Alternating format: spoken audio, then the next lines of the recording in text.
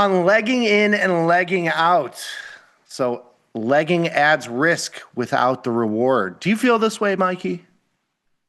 It depends on what we're legging out of or into. Mhm. But yes, I mean, you can add significant risk if you're not aware of actually what you're doing. But I think the one exception is if you have a credit spread, like if you have an iron condor and one side gets blown out, if the other side's worthless, then yeah, you can leg out of that spread Yeah. and get rid of that risk. But that's really it. Yeah, I think legging makes sense from individual equities, especially the way things are moving now. In the if you're doing something in like SPY or Qs or whatever, most of the time I'm not legging out of stuff, and the put side, the skewed side usually holds its value. I think the biggest issue with legging comes from spreads, and when you're, you know. We get that question all the time. Why not just close the long option? The long option is profitable. I'm going to, leg in I'm going to sell the put into a down move and then sell the call into an up move. Those are really the bigger issues, I think. But this one should be a good one. Hmm. Sponsored by the CBOE. So let's get into it. So the market has been trading at a wide range since 2025. So even this October so far, which has impacted the strategies we use and the way we manage our positions. I have been much more aggressive with managing positions, especially stuff that moves very quickly. So, if I'm selling something for $4 or $5 and it moves $1 in a day or two, I'm off. I'm not sticking around for 50%. If you're well in front of the decay curve, if you've moved, if a position has moved very quickly, I have no problem taking positions off and legging out of positions into huge moves. It's been a trader's market this year.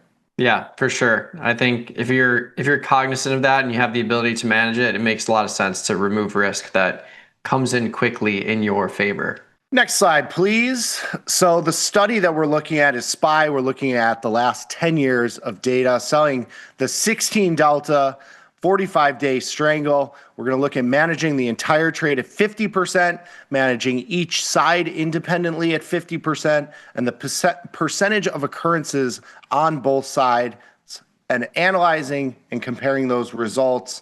Again, we kind of preface it by saying, one thing that is different is that we're looking at SPY itself. We're looking at like an ETF that doesn't typically move as much as individual equities. When you look at like, an AMD that's up, $15 today, you usually don't have a 6% move in SPY. So these trades don't move as much. You don't sell something for $1 and you wake up tomorrow and it's trading at 10 cents. These are much slower moving trades. So the legging aspect is a little bit different, which I think we'll see in the data here with this study. So the next slide, please. So in the past 10 months, up to October, the average daily price movement has increased by 2.4x, and the daily percentage change has increased by 1.5x compared to 2015 to 2014. It's not a shock that over the last 5 years and in this data set, the last 10 months has been much more volatile from a price perspective. The things are moving much more significantly than they have been in the past. You can see here the daily dollar move is obviously much wider. That's a reflection of just the stock market getting bigger. 2015, the stock market was a fraction of what the size is right now.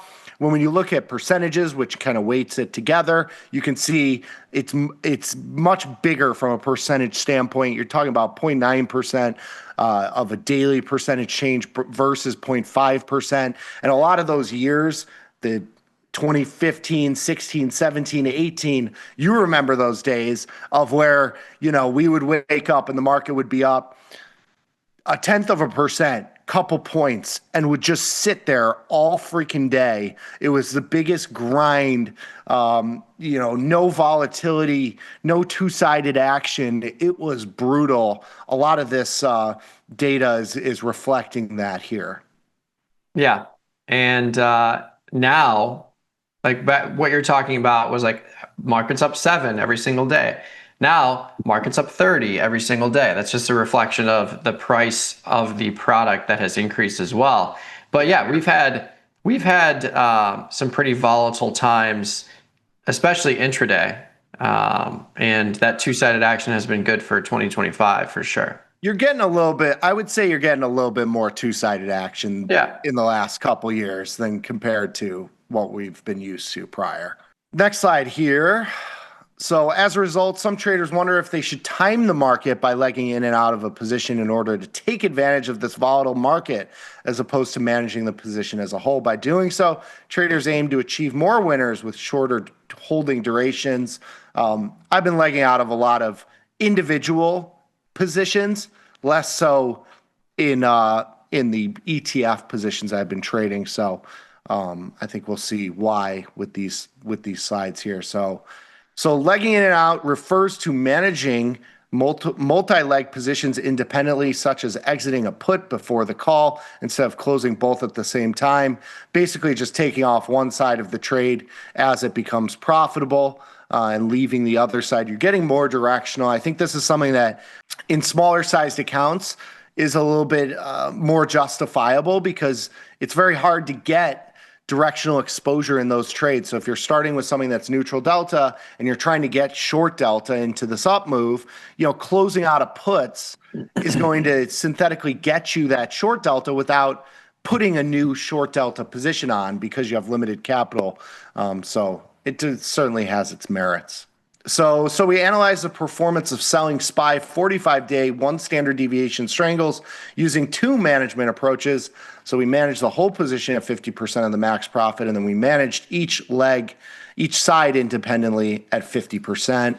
What do you think this looks like? Well, this is where my initial statement comes into play. Managing independently at 50% means you are buying back that option for still a sizable amount, and that debit paid is risk added to the other side. Yes.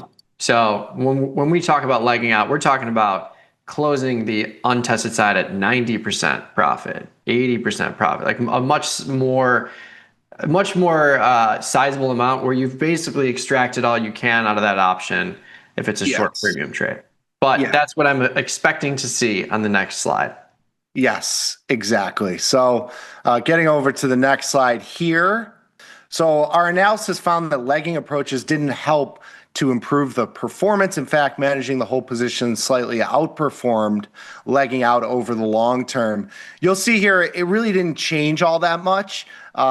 You of course have a larger loss because you're buying in that premium every time, just to what Mikey said of like 50% on one side still leaves a lot of value in that position that you're buying in, and that debit is added risk, and that's why you see your largest losses increase here because most of the time you were just buying those put spreads or the put back, which is value that is adding to your risk on the upside.